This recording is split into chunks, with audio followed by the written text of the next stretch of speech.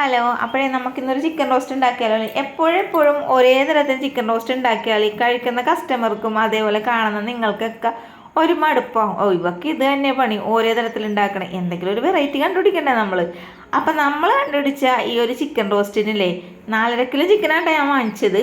അതും 2 സവാള വെച്ചിട്ട് ആ പാത്രത്തിലേക്ക് ഒഴിച്ചപ്പോൾ നമുക്ക് കണ്ടിട്ട് മനസ്സിലായിട്ടുണ്ടല്ലോ, നല്ല കുറുകിയ ഗ്രേവിയോടുകൂടി എളുപ്പത്തിൽ എങ്ങനെ ഉണ്ടാക്കാം എന്നാണ് ഇപ്പം ഞാൻ കാണിക്കാൻ പോകുന്നത്.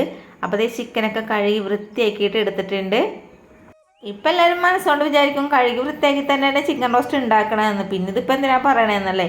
എന്നാലേ ഞാനിത് മഞ്ഞപ്പൊടിയും പിന്നെ അരിയൊക്കെ ഇട്ട വെള്ളത്തിലിട്ട് മുക്കിയിട്ടിട്ടേ കുറച്ച് നേരം കഴിഞ്ഞിട്ടാണ് കഴുകി വൃത്തിയാക്കി എടുത്തിട്ട്. അപ്പോൾ അതിൻ്റെ ആ ഉളുമ്പ് നാറ്റമൊക്കെ ഒന്ന് പോകാൻ വേണ്ടിയിട്ടാണ്. ഇതേ ചീനച്ചട്ടി അടുപ്പിലേക്ക് വെച്ച് കൊടുത്തിട്ടുണ്ട്. നന്നായിട്ട് ചൂടായതിന് ശേഷം ലോ ഫ്ലെയിമിൽ ചട്ടി ഇടുക. അല്ല, ചട്ടിയല്ല കേട്ടോ, ഗ്യാസ് ലോ ഫ്ലെയിമിൽ ഇടുക.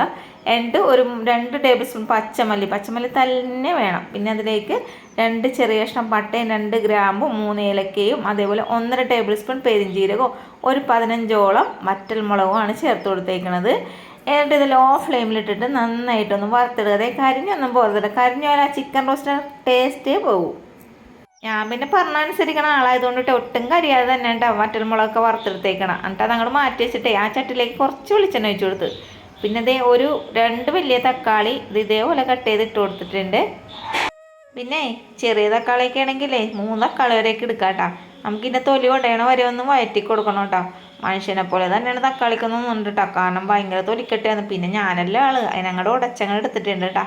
ഇനി നമുക്കിതിലേക്ക് മുളക് പൊടി ചേർത്തെടുക്കാം. അപ്പം ഞാൻ എരിവില്ലാത്ത മുളക് പൊടിയാണ് കേട്ടോ, കാശ്മീരി മുളക് പൊടി. അതൊരു 2.5 ടേബിൾ സ്പൂണോളം ചേർത്ത് കൊടുത്തിട്ടുണ്ട്. കാരണം എന്താണെന്ന് അറിയാമോ, മറ്റൊരു മുളക് അവിടെ വറുത്ത് വെച്ചിട്ടുണ്ടല്ലോ മാറ്റി, അപ്പോൾ അതിന് നല്ല എരിവുള്ളതാണ്. ഇനി ഇതിലേക്ക് മഞ്ഞൾപ്പൊടി 1/2 സ്പൂൺ ചേർത്ത് കൊടുത്തതിന് ശേഷം നന്നായിട്ടൊന്ന് മൂപ്പിച്ചെടുക്കുക. ആ പൊടികളുടെയൊക്കെ പച്ചമണം മാറണ വരെ മൂപ്പിച്ചെടുക്കണം കേട്ടോ, എന്നാൽ മാത്രമേ കറിക്ക് നല്ല ടേസ്റ്റ് ഉണ്ടാവുള്ളൂ. ഇതൊക്കെ പ്രത്യേകം പറയണത് എന്താണെന്നറിയാം, അതേപോലെ ചെയ്യാൻ വേണ്ടിയിട്ട് തന്നെയാണ്.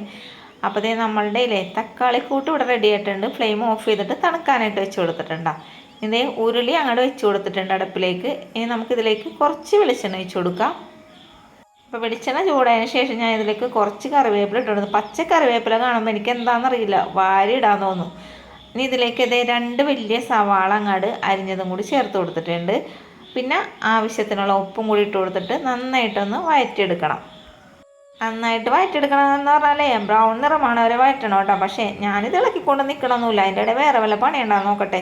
ഇടയ്ക്കിടയ്ക്ക് ഇളക്കി കൊടുത്താൽ മതിയല്ല. ഇതേ മിക്സർ ജാർ എടുത്തിട്ടുണ്ട്. ഇതിലേക്ക് നമ്മളില്ലേ ആ തക്കാളിയുടെ മിക്സിയില്ലേ അത് ചേർത്ത് കൊടുത്തിട്ടുണ്ട്. ഞാനിങ്ങനെ ഉണ്ടാവും, ഒരു പണി തന്നെ ചെയ്തുകൊണ്ടിരിക്കില്ല കേട്ടോ, പല പല പണി അങ്ങോട്ട് ചെയ്യുക, എന്നാലല്ലേ പണി എളുപ്പം തന്നെ കഴിയുള്ളൂ. ഇനി ഇതിലേക്ക് നമ്മൾ വറുത്ത് വെച്ചിരിക്കുന്ന വറ്റൽമുളകും മല്ലിയും എല്ലാം കൂടി ചേർത്ത് കൊടുക്കണം കേട്ടോ.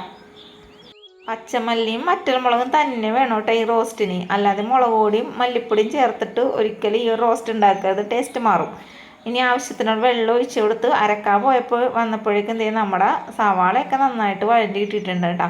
ഇനി ഇതിലേക്ക് 1.5 സ്പൂണ് വെളുത്തുള്ളി ഇഞ്ചി പേസ്റ്റും കൂടി ചേർത്ത് കൊടുത്തിട്ടുണ്ട്. അതും കൂടി ഇട്ടിട്ട് ഒന്നും കൂടി ഒന്ന് മൂപ്പിച്ചെടുക്കണം കേട്ടോ. ഞാൻ നോക്കുമ്പോഴേ ഉരുളിയിൽ ഒട്ടും സവാള ഇല്ല കേട്ടോ, വഴണ്ടി വന്നപ്പോൾ കുറച്ചേ ഉള്ളൂ. അപ്പോൾ അതേ ഇതിലേക്ക് നമ്മൾ അരച്ച് വെച്ചിരിക്കുന്ന ആ ഒരു മിക്സും കൂടി ചേർത്ത് കൊടുക്കണം. ഞാനിത് ഉണ്ടാക്കണം കണ്ടിട്ട് എൻ്റെ അനിയത്തി അന്തം വിട്ട കുന്തം പോലെ നോക്കിക്കണേ. കാരണം എന്താണെന്ന് പറയുക, 2 സവാള വെച്ചിട്ടാണ് നമ്മളിപ്പോൾ ഈ കറി ഉണ്ടാക്കാൻ പോണതേ. അപ്പം തന്നെ അവൾ ചോദിച്ചേടോ ഇത്രയും ചിക്കന് ഇത്രയും ഗ്രേവി മതിയാവും. ഞാൻ പറയാം അതൊക്കെ മതിയടി എന്ന് പറഞ്ഞിട്ടാ. അപ്പം അതേ നമ്മളിത് വഴറ്റിയാലേ നന്നായിട്ടൊന്ന് മൂപ്പിച്ചെടുക്കണം, ആ എണ്ണയൊക്കെ തെളിയണം. അപ്പം ഞാൻ എന്താ ചെയ്യണമെന്ന് അറിയാമോ, ഇങ്ങനെ എണ്ണ തെളിയാൻ വേണ്ടിയിട്ട് എന്ത് ചെയ്യുമെന്ന് അറിയാമോ, കുറച്ച് വെള്ളം ഇതിലേക്ക് നമ്മൾ ചേർത്ത് കൊടുക്കും. എന്നിട്ട് നമ്മൾ ഇളക്കി കൂട്ടിയതിന് ശേഷം മൂടി വെച്ചിട്ട് ലോ ഫ്ലെയിമിലിടും. അപ്പം നന്നായിട്ട് ഇതിൻ്റെ മസാലയൊക്കെ മൂത്തും കിട്ടും, അതേപോലെ തന്നെ എണ്ണയൊക്കെ തെളിഞ്ഞും കിട്ടും. അപ്പോൾ അതേ ഞാനിതൊന്ന് മൂടി വെച്ചിട്ട് വരാം കേട്ടോ. അങ്ങനെ ഞാൻ കുറച്ച് സമയം കഴിഞ്ഞപ്പോൾ അതേ നമ്മുടെ മൂടിയൊക്കെ തുറന്ന് നോക്കിയപ്പോഴൊക്കെ എണ്ണയൊക്കെ തെളിഞ്ഞ് നന്നായിട്ട് മസാല കിട്ടിയിട്ടുണ്ട്. ആ പച്ചമണവും പച്ചക്കുത്തൊക്കെ അങ്ങോട്ട് മാറി കിട്ടിയിട്ടുണ്ട് കേട്ടോ. പച്ചക്കുത്തും പച്ചമണം ഒന്ന് തന്നെയല്ലേ, പറഞ്ഞപ്പോൾ വിട്ടുപോയി. ഇനി നമുക്കിതിലേക്ക് കുറച്ച് ചിക്കൻ മസാലയാണ് ചേർത്ത് കൊടുത്തത്. അപ്പോൾ കുറച്ചെന്ന് വിചാരിച്ചത് 1.5 ടേബിൾ സ്പൂണോളം ചിക്കൻ മസാല ചേർത്ത് കൊടുത്തിട്ടുണ്ട്. എന്നിട്ട് ഇതും കൂടി ഇട്ടതിന് ശേഷം ഒന്നും കൂടി മൂപ്പിച്ചെടുക്കണം. അതിന് ശേഷമാണ് നമ്മൾ കഴുകി വെച്ചിരിക്കുന്ന ചിക്കനും കൂടി ഇതിലേക്ക് ചേർത്ത് കൊടുക്കേണ്ടത്. ഞാൻ ഈ ചിക്കൻ റോസ്റ്റ് ഉണ്ടാക്കാൻ പഠിച്ചത് എവിടെ നിന്നാണെന്നറിയോ, നമ്മൾ ഗുഡ് വില്ലില്ലേ എറണാകുളം പ്രസ് ക്ലബ് റോഡിൻ്റെ അവിടെ ഒരു ഫ്ലാറ്റിൽ കുക്കിങ്ങിന് ജോലിക്ക് പോയിട്ടുണ്ടേ, അവിടെ നിന്ന് പഠിച്ചെടുത്തതാണ് കേട്ടോ ഈ ഒരു ചിക്കൻ റോസ്റ്റ് റെസിപ്പി. അപ്പോൾ ഇതെല്ലാം കൂടി കൂട്ടി യോജിപ്പിച്ചതിന് ശേഷം ഞാൻ ഇതിലേക്ക് കുറച്ച് വെള്ളം ഒഴിച്ചു. ആദ്യം വെള്ളം ഒഴിക്കേണ്ട ആവശ്യമില്ല കേട്ടോ, ലേശം വെള്ളം ഒഴിച്ചിട്ട് നമുക്കിതേ ഇളക്കി കൂട്ടിയിട്ട് ഒന്ന് മൂടി വെച്ച് വേവിച്ചെടുക്കാം.